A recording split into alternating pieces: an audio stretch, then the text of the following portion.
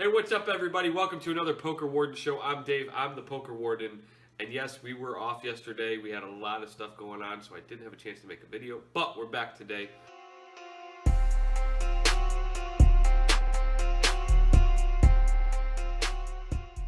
We got 4 recaps. We had 4 World Series of Poker bracelets, one yesterday and the day before that we're going to talk about, as well as give you 4 updates of tournaments that are currently in action and preview the 1.5 tournaments that are kind of starting today. So let's get started with the show. We'll get started with the recaps. First up is event number 14, which was the $1,500 horse tournament. Here is your winner from that event, which was won on Friday. David Singer wins event number 14 after a 6-hour heads-up battle. He wins his second bracelet and a little over $204,000 for his victory. Congratulations to David Singer, who won his second bracelet. Also, who made the final table was Max Pescatori, who finished in 4th, and David Baker, who finished in 6th. Next up is event number 15, which was our $10,000 heads-up championship. Play began on day 3 with 4 players remaining who had 2 heads-up matches to win in order to win their bracelet. Here is the winner from that event. Adrian Mateos wins the heads-up championship for a little over $324,000, and he now becomes the youngest player to ever win 3 World Series of Poker bracelets. Adrian had to win 7 matches against some of the world's top heads-up specialists in order to earn his 3rd World Series of Poker victory. Congratulations to Adrian on becoming the youngest player to ever win 3 World Series of Poker bracelets. Congratulations to John Smith, who finished back-to-back years as runner-up finishes, which is a pretty impressive feat when you figure the names that are in these events in back-to-back years. So congratulations to John as well. Next up is event number 16, which is the $1,500 6-handed event. The event began on Thursday and wrapped up yesterday. The winner of the 6 Max No Limit Hold'em tournament is Anthony Marquez, who earns $393,000 for his win. Anthony earned the victory by securing a huge chip lead by earning a double knockout 4-handed. Adrian earns his first World Series of Poker bracelet, so congratulations to him. One other notable finish was Matt Berkey, who finished in 5th place on the final table. Next up is event number 17, which was the $10,000 Dealer's Choice Tournament. Now, the event reached the final table yesterday, and it was being led by John Racner. So let's find out who ended up winning the event. John Racner earned his first World Series of Poker bracelet by taking down the $10,000 Dealer's Choice Tournament. He had a roller coaster ride as he came into the final table with a chip lead. 5-handed, he was down to the shortest stack. He made his final run after Mike Matisow was eliminated in 5th place, and he eliminated the next 3 players in a total of 10 hands. Racner earned a little over $274,000 along with his first World Series of Poker bracelet for the win. So congratulations to John, who said he won his bracelet for his mom, who passed away, as you can see by the shirt that he was wearing. Another notable finish was Mike the Mouth Matisow made another final table appearance. He finished in 5th. So that's it for our recaps and our 4 World Series of Poker bracelet winners today. Congratulations to all 4 who took down their events. Now let's recap who's deep in events for a chance to win their World Series of Poker bracelet. First up is event number 18, which was the $565 PLO event that we talked about in our last video. This had 2 starting flights.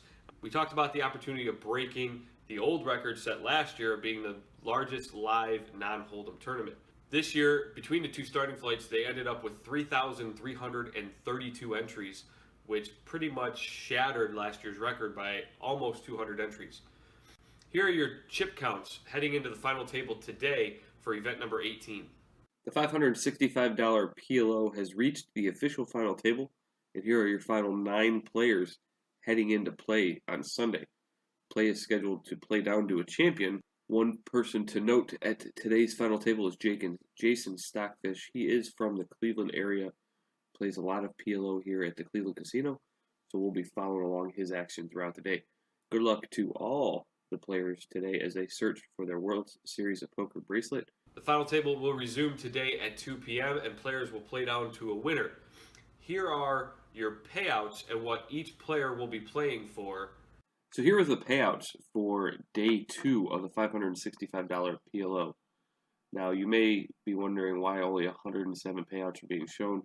Just like with the Colossus, all payouts started on day 1, and all remaining money was brought together to form the remaining payout for those who made it to day 2. 107 players made it to day 2, so a min cash for making it to day 2 is worth $2,210. A min cash on day 1 was worth a little over $850. Everybody who made the final table today is guaranteed at least $19,000, but they're playing for the first place prize of over $224,000. Good luck to everybody who made it into today's final table. So we'll be sure to follow along with all the action today. Stay tuned to Twitter, PokerNews.com, and WorldSeriesOfPoker.com for all of your updates on that final table. Next up is event number 19, which was the first flight of the Giant Tournament. The first flight of this inaugural event drew in 1,629 entries, with 124 of those heading in to day 2. And remember, day 2 is on Monday, July 8th. So here are your top chip counts from the first flight of the Giant.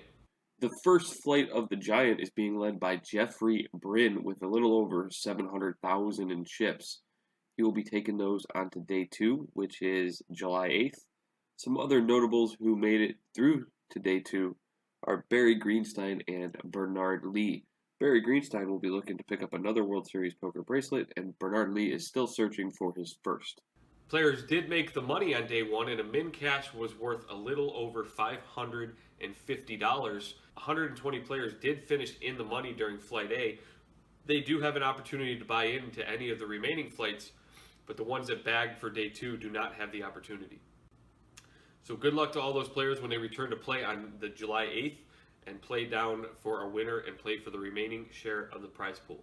Next up is the big one that started yesterday. It is event number 20, which is the Millionaire Maker.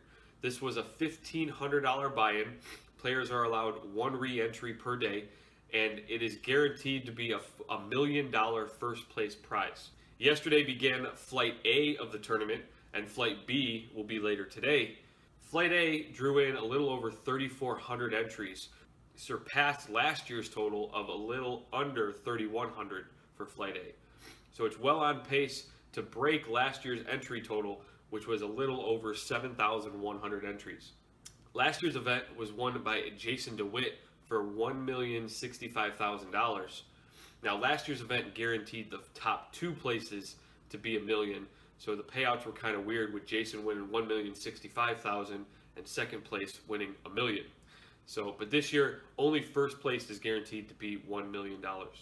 Here are your top chip counts from day 1 of Flight A. Flight A of the Millionaire Maker is being led by Boris Kalev, who ended the day with a little over 290,000 in chips. Kevin Saul is also in the top chip stacks with a little over 146,000. Good luck to all players who return Monday at 11 a.m. to continue action in the Millionaire Maker. A total of 535 players remain from the 3,400 entries, and they will return Monday to play day 2 at 11 a.m. In tomorrow's video, I'll have the payouts available, as once they combine all the entry numbers, they'll post the payouts. Some notable individuals who made it to day 2 are Joe Cata, who is a prior World Series Poker main event champion, Elke, who finished runner-up in the $111,000 one-drop high roller, as well as Brian Rast and Frank Casella. Check out PokerNews.com for all of your updates on the action in today's Flight B of the Millionaire Maker. The next up is event number 21, which also began yesterday, which was the $1,500 8-game mix. This event is a fun event. It's mixed with some limit games, which is your horse games, and then some of your big bet games like No Limit Hold'em and Pot Limit Omaha. The event drew a total of 472 entries, which was down a little bit from the 491 that it attracted in the prior year. This event was won by Paul Volpe last year for a little under $150,000. Here are your top chip counts from day 1 action. Here are your leaders heading into day 2. The event is being led by Christopher Fitch with a little over 98,000. The 104 remaining will return today at 2 p.m. to continue action. total of 71 of the 104 that remain will earn a min cash. A min cash is worth $2,259, while everybody will be looking for the $145,000 first place prize and the World Series of Poker bracelet. This event is being played six-handed, so a final table appearance will earn a participant $19,000 for making the final table. Some other notables who are returning into action today for day 2 are Daniel Negreanu, Jason Mercier and his wife Natasha, as well as John Berkey. Good luck to all players as they join the 104 remaining. That's it for our updates. There's one final table and one tournament still in action. Let's find out what's coming into action today on Sunday, June 11th at the World Series of Poker. Let's check out the calendar.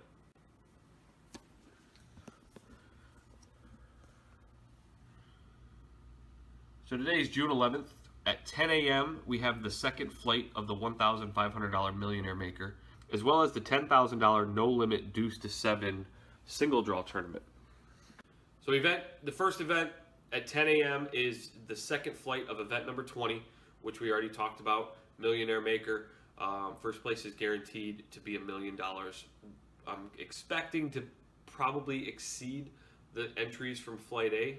We will see. Check out Twitter and PokerNews and WorldSeriesOfPoker.com. But let's talk about event number 21, which is the $10,000 No Limit Deuce to 7 single draw tournament. We just crowned the $1,500 version, and as always, the $10,000 versions are considered the championship event for that game style. This event was won by Jason Mercier last year, and Jason won a little over $273,000 for his win. In 2016, the event drew a total of 100 entries, and I expect the entries to be pretty much similar in this year's event.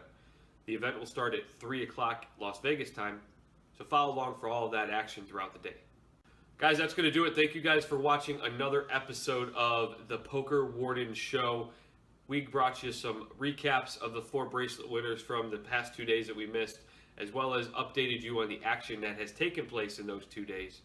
And we've previewed the $10,000 Deuce to 7 that is coming up today. So, as always, please give the video a thumbs up. Give my channel a subscribe to be notified whenever a new video is uploaded, as well as leave some comments down below about things that you like, don't like, or that you want to see added. Look forward to seeing you guys in tomorrow's video. Until then, peace out.